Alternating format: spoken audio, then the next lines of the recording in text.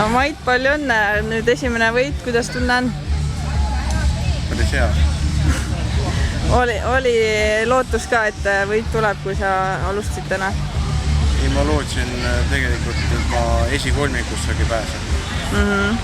Kuidas sa harjutasid või kuidas sa ette valmistasid?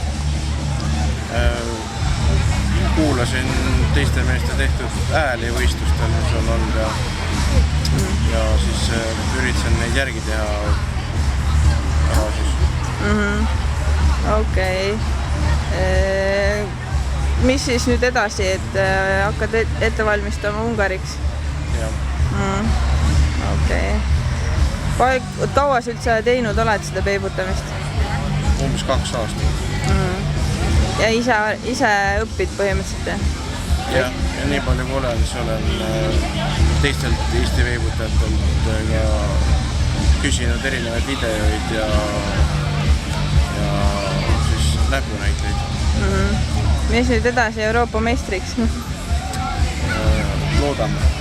Okei.